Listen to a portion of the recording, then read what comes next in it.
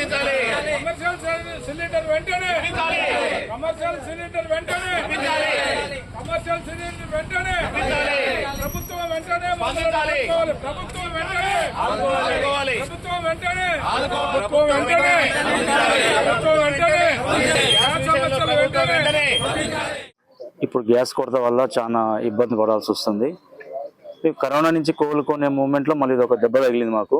దాదాపు 4,000 నుంచి 5,000 మా దగ్గర పనిచేసే వర్కర్లు సూర్యాపేట మొత్తంలో అందరూ రోడ్డు మీద పడే అవకాశం ఉంది. మేము గ్యాస్ పొందామంటే కమర్షియల్ ఇచ్చే పరిస్థితి లేదు, డొమెస్టిక్ పెట్టుకుందామంటే విజిలెన్స్ వాళ్ళు వస్తున్నారు. కాబట్టి మీకు గవర్నమెంట్కి తెలియజేందంటే ఒకటే, మాకు కమర్షియల్ సిలిండర్ ఇప్పియండి. మా దగ్గర వర్కర్లు కానీ మేము పనిచేసే వాళ్ళందరూ రోడ్డు మీద పడకుండా చూసి మాకు కొంచెం ప్రత్యేకంగా ఏదైనా ఒకటి చేసి మేము హోటల్స్ నడుపుకునే పరిస్థితి ఏర్పడుతుంది. ఈ ఒక్కరోజు 10వ తారీఖు నాడు మేము సోమవారం బంద్ పిలుపునిచ్చినాం. ప్రతి ఒక్కరూ సంపూర్ణంగా అందరూ బంద్ చేసారు.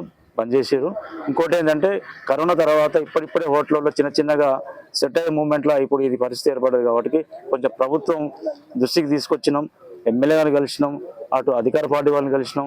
ప్రతి ఒక్కరు మేము కలిసి మా విన్నపం వినిపించుకున్నాం. కాబట్టి కొంచెం ఎంత తొందరగా అయితే అంత తొందరగా మాకు ఏదైనా ఒక దారి చూపి మాకు హోటల్స్ రోడ్డు మీద పడకుండా కుటుంబాలు కానీ తర్వాత పనిచేసే వర్కర్లు కానీ ప్రతి ఒక్కరూ మా సేఫ్ సైడ్లో ఉండాలనే ఆలోచనతో ప్రభుత్వానికి విన్నపం చేసుకుంటున్నాం. For more videos like this, subscribe Big TV channel.